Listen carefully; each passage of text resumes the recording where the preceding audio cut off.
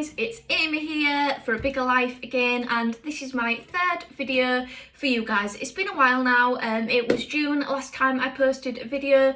Time has just absolutely flown. It is now well on into August. The year is just absolutely flying by, but I hope you've been well, and if you're not well, I'm sending you healing hugs and positive vibes. I believe in you. You've got this. Even if you don't believe in yourself, I believe in you, and I'm sure so many other people do as well, and things are going to get better. Now, last time I said to you guys that in this video I would cover different elements from really early days post-surgery in 2011, and then talk to you a little bit about how I started getting my life back months down the line after my surgery in August 2011. It has now been 10 years. I've hit that 10 years landmark since my stoma surgery. That was on the 9th of August. I had a lovely day celebrating. Me and my other half went to York and we had just an awesome day. It was really good. We enjoyed food and drink, which obviously I couldn't do post my stoma surgery, and did lots of shopping and just had a genuinely really good time. Now, early days post stoma surgery, as I said last time, I spent the first few weeks feeling very, very suicidal, struggling to see a way out. I was being sick quite a lot for a few days after my surgery, and I have a phobia of being sick. I really don't cope well, so obviously that escalated how I felt mentally, and made me feel like recovery was just a long way off and almost an impossible journey. It's okay to have times like that, you know. It's natural to struggle after such a major surgery. Your body, your mind, everything that encompasses you has been through a major trauma, and understandably that's going to take a lot of time to overcome that, and it's going to take years, you know. Stoma surgery, I'm 10 years on and I'm still learning things now. You know, the learning curve kind of goes from like that to leveling out after several years, but I still learn things now. Things still happen to my body and to do with my stoma that I honestly can't find rhyme or reason for. Even if I track like a symptom diary or a food diary, things still happen and I still got no explanation for them. But I can safely say that I have, you know, quite a good handle on my stoma now, and what affects it, what affects me, what I have to do if my output's watery, what I have to do if it's thick, things like that. I still have tests, I still have procedures. I've got an ileoscopy coming up, which is where they insert a camera into my stoma. I've got that coming up next month after it failed last year because my stoma was too narrow, so fingers crossed for that.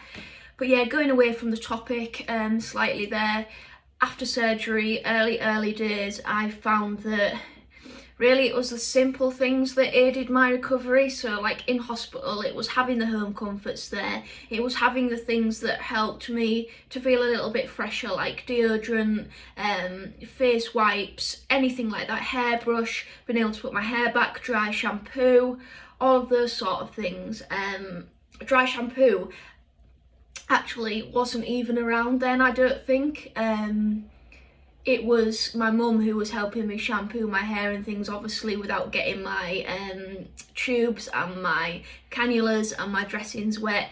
Mum was just an absolute lifesaver. She was the reason I felt so clean after my surgery, especially when I was being sick, and obviously there was quite a bit of blood and things about, and I was obviously leaking a little bit from my bottom wound where I had my bum sewn up, which is super normal. Obviously, in 2011, the support from the online community wasn't as prevalent. I wasn't really part of an online community. I had Facebook, but I always say now that if I had an account such as mine, when I came out of surgery to look to and people to talk to, then I think my recovery would have been a lot easier and I would have felt a lot more supported. But early days post-recovery, yeah, family definitely helped me. Just being able to speak to somebody, and on Facebook I spoke to people who got it, which speaking to somebody who can empathise and somebody who can sympathise, they're very different. It's lovely to have sympathy, but it's also even better to have somebody who kind of gets where you're coming from a little bit, and I'm sure if you're in my position or you're in a similar position to myself, you'll know exactly what I mean when I say that.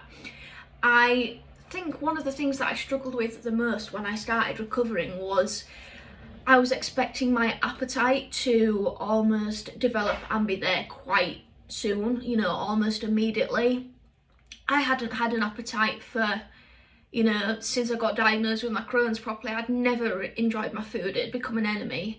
And I think I thought that as soon as they took the disease out, that I was going to want to eat everything in sight. Now, 2 or 3 weeks post-surgery, I really went overboard on eating things that I shouldn't have done, a mix of heavy foods, rich things, things that were hard to digest, and I gave myself a partial blockage and I was very sick. So a lesson learned there. But on the bowel ward, actually, the day after my surgery, I still find this hard to believe to this day. The menus obviously came round, we selected what food we were going to have, and I selected that I wanted a jacket potato. Now, I was obviously too high on pain relief, just out of this world to even understand the decisions I was making. Why on earth I was allowed to have a jacket potato the day after my surgery, I don't know. Obviously, the nurses and the doctors missed the memo about me having to, you know, be reintroduced slowly to food with a low residue diet and fluids and things. Obviously that was missed somewhere along the line, and I think that's why I became so sick a few days after my surgery. But my appetite itself actually took probably a good several months to come back to anything like. My stomach had obviously shrunk over the period of 10 years before my surgery, so I didn't have an appetite at all. The size of my stomach was tiny, and it took time to build that back up. Now, I must just apologise in this video if you can hear anything in the background. There's currently a lot of building work going on, and so if you hear random noises, that's what that is. I've tried to do this video with my headphones in to try and minimise that a little bit, but I'm still very aware of it going on outside. Now, the things that kind of helped me when I was getting a month or two, 3 or 4 months after my surgery, is just taking things slowly. Like I said last time, listening to your body, listen, appreciating the simple things, and then in turn those simple things turn into bigger things. I remember I attended my first gig with my mum. I think it'll be 4 months post surgery, and that was such an amazing feeling, such a freeing feeling, not having to run to the toilet, being able to attend the gig in the first place. Now, I was very weak. I was still weak 3 or 4 months post surgery. It was a slow journey, but so worth it. And my mum was there, she was great. We sat down when I needed to. She made sure that I had a drink when I needed to, and that night is one that, you know, I'll never forget. I'm going to remember that for the rest of my life. But stoma surgery recovery in general, it tends to be a lot slower, I think, than people imagine. It's a huge thing that your body undergoes, so you're going to take time to bounce back from that, and everybody's recovery is super different.